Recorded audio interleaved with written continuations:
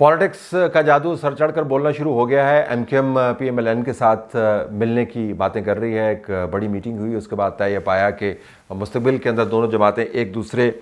کو ساتھ لے کے چلیں گی۔ پیپلز پارٹی اس کے اوپر بہت نالاں ہے، پیپلز پارٹی کو نالاں ہونا چاہیے۔ ایم کیو ایم کے ساتھ ان کی بڑی مخاصمت ہے، وہ اربن ایریاز کے اندر کمپیٹ کرتے ہیں، اور اربن ایریاز جو ہے صرف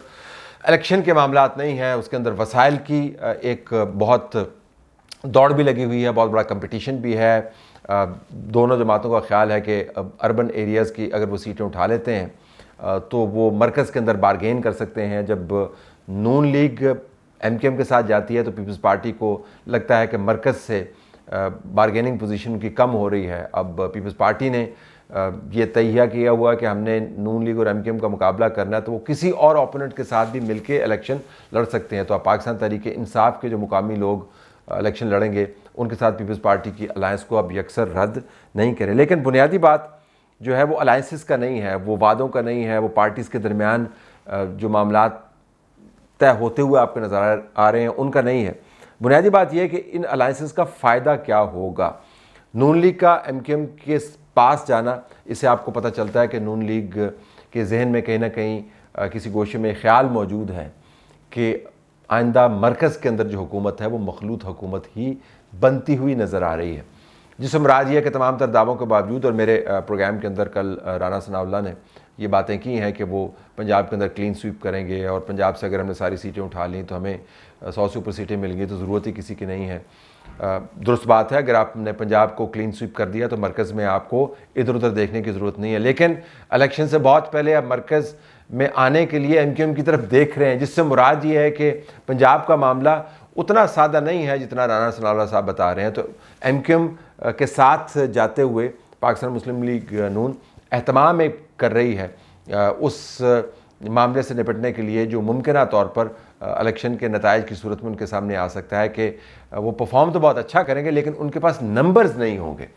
وہ نمبرز جس کے ذریعے وہ کمفرٹیبل میجورٹی کے ساتھ رول کر سکے۔ تو ایم کیو ایم چونکہ ایک چنک سیٹس کے ساتھ ان کے پاس آ سکتی ہے تو اس کے ساتھ ڈیل کر لیں۔ دوسرا یہ بھی وہ چاہیں گے کہ چھوٹے چھوٹے گروپس کے ساتھ ان کو ڈیل نہ کرنا پڑے، آزاد لوگوں کے ساتھ ان کو ڈیل نہ کرنا پڑے، مذہبی جماعتوں کے ساتھ بہت زیادہ ان کو ڈیل نہ کرنے پڑے۔ تو ایک چنک ایگریمنٹ اگر ایم کیو ایم کے ساتھ ہو جاتا ہے اور ایم کیو ایم ان کو اربن ایریا سے چنک سیٹس دے دیتی ہے، اور باپ کے جو نمائندگان ہیں وہ بلوچستان سے ان کو چنک سیٹ دے سکتے ہیں، تو پی ایم ایل این، باپ اور ایم کیو ایم مل کے ایک تگڑی حکومت بنا سکتے ہیں، لیکن ہوگی وہ مخلوط حکومت۔ تو یہ بڑا دلچسپ قسم کا ماحول بن رہا ہے کہ کس طریقے سے نون لیگ کہتی تو ہے کہ پنجاب کے اندر ہم ساری سیٹیں اٹھائیں گے، لیکن اس کو لگتا ہے کہ مخلوط حکومت کے اندر معاملات جا سکتے ہیں، تو اس سے پہلے اس کی تیاری کر رہے ہیں۔ ایک رپورٹ میں آپ کے سامنے رکھنا چاہوں گا جو ابھی تک مینیفیسٹوز کی اسسمنٹ ہوئی ہے، اور یہ پرانے مینیفیسٹوز ہے جس کو اسیس کیا گیا ہے۔ پائیڈ کی رپورٹ ہے، پاکستان کا ایک مسترد تحقیقی ادارہ ہے۔ اس میں پائیڈ نے نون لیگ، پیپلز پارٹی اور پی ٹی آئی کے منشور کا موازنہ کیا ہے، اور بڑے دلچسپ معاملات ہیں کہ جو 18 اہم مسائل اور سیکٹرز اور 18 شعبوں کے اندر جو کور ایشوز ہیں، نیشنل ایشوز، ان کے اندر سیاسی جماعتوں کا پلان کا جائزہ لیا گیا ہے۔ اور اس میں سے حیران کن اسٹیٹسٹک یہ ہے کہ ابھی تک جو جماعتوں نے مینیفیسٹوز، پرانے ان کے مینیفیسٹوز جو ہیں وہ لکھے ہیں، اس کے اندر صرف 20% مسائل کا حل موجود ہے۔ یعنی جو 20%، 100% اگر مسائل ہیں تو اس میں سے 20% مسائل کا حل ان مینیفیسٹوز میں موجود ہے جو جماعتیں تیار کر چکی ہیں، جس سے مراد یہ ہے کہ جماعتوں کو اب جو مینیفیسٹوز لکھنے ہوں گے ان کو ریڈیکلی ماڈیفائی کرنا ہوگا۔ یعنی پرانے مینیفیسٹوز جو ہیں وہ پاکستان کے 80% مسائل کا حل تجویز نہیں کرتے ہیں،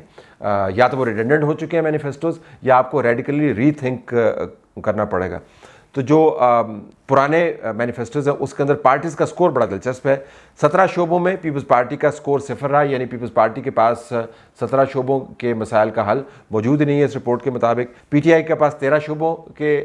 جو ہے حل موجود نہیں ہیں، اور نون لیگ کے پاس 12 شعبوں کے مسائل کے حل موجود نہیں ہیں۔ یعنی ان تمام جماعتوں نے جو مینیفیسٹو اس وقت بنا رہی ہیں اور الائنسز بنا رہی ہیں، ان کو اپنی سوچ کو اور اپنی اپروچ کو یکسر تبدیل کرنا ہوگا، تب جا کر وہ نئے مینیفیسٹوز کے ذریعے نئے مسائل کا احاطہ کر سکیں گے، کیونکہ پرانے مینیفیسٹوز عملی طور پر ریڈنڈنٹ ہو گئے ہیں۔